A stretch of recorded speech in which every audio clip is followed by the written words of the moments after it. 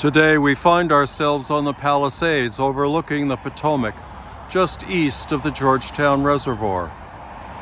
The wide path ahead leads along the south side of the reservoir and ends at Reservoir Road just before joining Canal Road going west. Just to the right of this path, on a little hill, is a park with picnic tables along Clark Place.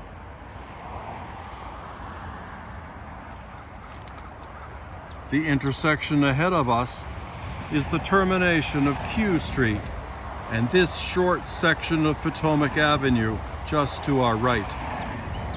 Potomac Avenue terminates here, then picks up again on the west side of the Arizona Street Bridge, where it continues to the Delacaria Reservoir. I featured this reservoir along with the Delacaria Tunnel in a video on November 18, 2022. You can find it on the Holy Trinity website or on the Holy Trinity channel of YouTube.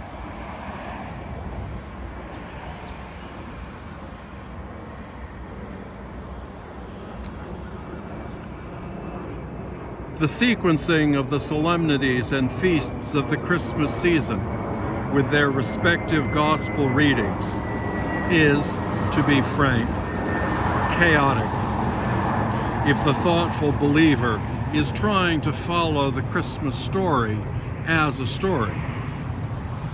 To give only one example, today's gospel for a weekday in the Christmas season narrates Jesus' baptism per Mark's gospel when Jesus was an adult. Sunday's solemnity narrates the Epiphany story when Jesus was still a baby. Monday's feast of the baptism repeats the baptismal narration, but in Matthew's version.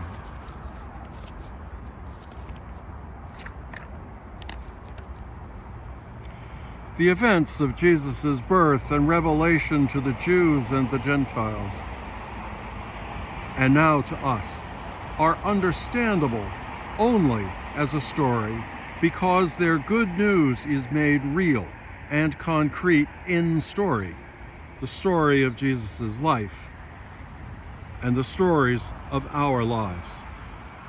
So why the repetition? Why does the baptism not merit a Sunday of the year, which it does in other lectionary cycles? The answers to these questions are best appreciated by professional liturgists and perhaps only to them. What concerns us more is this: why is Jesus' self-revelation to the Jews and the Gentiles so significant?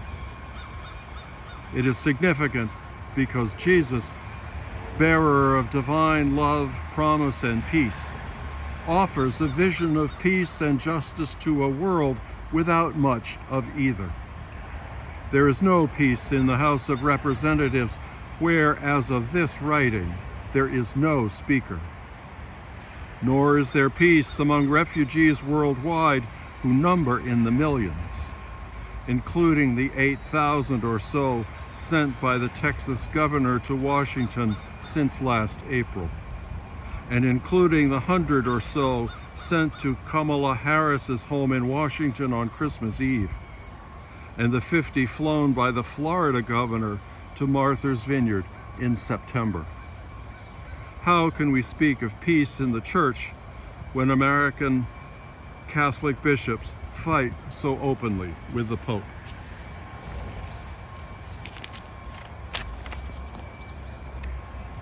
In the last 30 years of his life, Claude Monet, who died in 1927, painted 8 murals of water lilies that were installed in the same year in the Orangerie in Paris at the Louvre. Though already retired and losing his eyesight, he took on this project at the behest of Prime Minister George Clemenceau. The two, who were lifelong friends, believed that art speaks to people about human life, notably in response to suffering.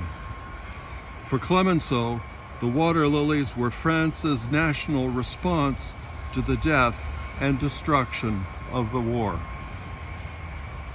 In a parallel way, and only 2 years earlier, Pope Pius XI established the Feast of Christ the King on the last Sunday of the liturgical year.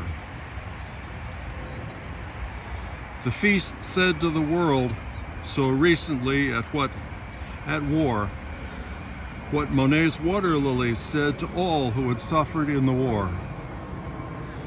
In the midst of the devastation of war, there is a better way. The way of peace brought to us as citizens by following our best selves, and as Catholics by following the Prince of Peace. A peace richly offered to us in his creation and in human creativity and relationship. The Church offers this vision on the solemnity of Christ the King, and Jesus offers it as the babe of peace, born, revealed, and worshiped during the Christmas season. Why has it not made much difference over the centuries?